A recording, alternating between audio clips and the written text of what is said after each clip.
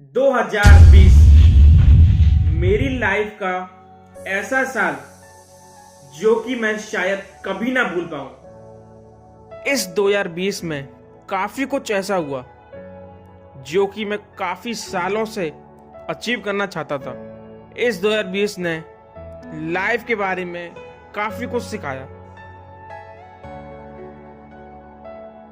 साल की स्टार्टिंग काफी नॉर्मल तरीके से होती है।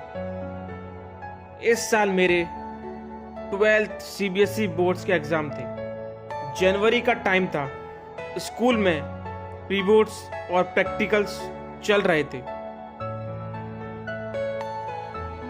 मैं और मेरे क्लासमेट्स इस कड़कड़ाती ठंड में रोज प्रैक्टिकल्स और प्री बोर्ड्स देने स्कूल जाते थे। हर एवरेज स्टूडेंट की कहानी होती है कि सिलेबस एंड मूवमेंट तक ही खत्म करते हैं। उनमें से मैं भी एक था। प्री बोर्ड्स बस जैसे तैसे दे दिए थे, but on the other hand practicals जितने एक्सपेक्ट करा था उससे काफ़ी अच्छे हुए। जो भी एक्सटर्नल एग्जामिनर आता, they all are quite happy with me about my practical performance. अब आती है हमारी फरवरी, क्लास 12th स्टूडेंट्स के लिए सबसे चैलेंजिंग और कुछ कर गुजर जाने वाला month. On the other and काफ़ी इमोशनल मंथ भी था 12th के स्टूडेंट्स के लिए, क्योंकि स्कूल लाइफ जो ख़त्म होने वाली थी। इस मंथ मैंने खूब पढ़ाई करी। इतनी पढ़ाई करी कि जितनी मैंने पूरे साल नहीं करी। मैंने लाइफ में एग्जाम्स में, फाइनल एग्जाम्स में कभी भी 90 प्लस स्कोर नहीं करा था। इसलिए मैंने सोच लिया था कि ये लास्ट ईयर है जिसमें मैं 90 प्लस स्कोर कर सकता हूँ, क्योंकि मुझे पता था कॉलेज लाइफ में घंटा किसी के 90 प्लस परसेंटेज आते हैं।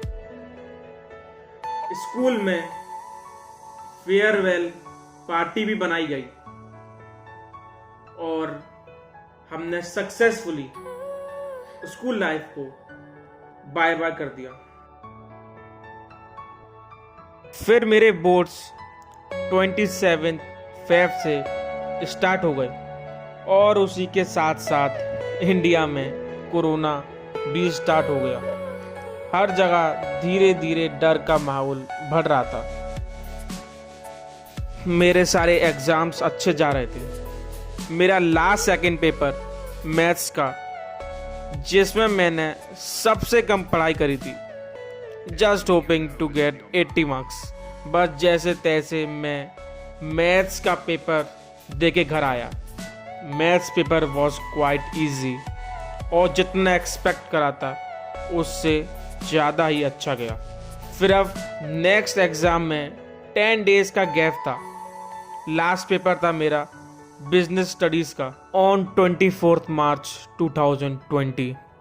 बट आई थिंक लाइफ में कभी किसी ने ऐसा एक्सपेक्ट नहीं करा होगा, but my last paper become postpone due to corona virus outbreak. Even उस time just 500 corona virus cases आए थे। बट एनीवेज फिर हमने पूरे 3 महीने अप्रैल, मई एंड जून पूरी तरह से घर में बिताए। केसेस बढ़ते गए, लॉकडाउन बढ़ता चला गया। फिर इस लॉकडाउन में खूब थालियां बजाई, मोमबत्ती जलाई, लूडो खेला और सारे प्रिकॉशंस लिए गए। और ऐसे ही बढ़ते केसेस को देखकर सीबीएसई और बाकी बोर्ड्स ने बचे हुए एग्जाम्स कैंसिल कर दिए। जुलाई आ चुकी थी और अब सिर्फ रिजल्ट का वेट था। और हर साल की तरह सीबीएसई कभी बताता ही नहीं कि रिजल्ट किस डेट को आएगा। रूमर्स फैल रहे थे कि रिजल्ट 15 जुलाई को आएगा। I was like, are you kidding me? 15 जुलाई को मेरा बर्थडे और रिजल्ट सेम डे। मैं रोऊं या हंसूं? But this is only a rumour. My result declared on 30th July without any notice. हमारी क्लास टीचर का मैसेज आता है, result is out. As expected, I become so nervous about my result. CBSE website keep crashing again and again. My hands were shaking. CBSE website खोलने का नाम ही नहीं ले रही थी. फिर एक कॉल आता है मेरे फ्रेंड सिद्धांत का. बोलता है, तेरा तो सभी में 95 आए हैं. वाओ. आई वॉज लाइक, मैंने तो खुद रिजल्ट देखा नहीं, तुझे कैसे पता चला? उसने बताया, तेरा रिजल्ट मैम ने व्हाट्सएप ग्रुप पर डाला है, देख. मैंने फटाफट से व्हाट्सएप ग्रुप ओपन करा और देखा मैम ने लिख कर भेजा था कि I got 95 in accounts, 95 in BST मतलब business studies, 95 in economics, 96 in English and 81 in maths. Overall, I got 92.4%. I was like, no way, ma'am से लिखने में गलती तो नहीं हो गई? बट नहीं, मेरे मार्क्स सही थे and I was very happy that day. Toppers के लिए मे बी ये रिजल्ट ज़्यादा अच्छा ना हो, बट ऐसा average student 92.4% is more than enough for me. फिर उस दिन रात में स्कूल व्हाट्सएप ग्रुप पर मैसेज आता है और उसमें बताया होता है कि मुझे नेक्स्ट डे स्कूल जाना है. लाइफ में पहली बार ऐसा कुछ हुआ जो कि मैं काफ़ी सालों से चाहता था.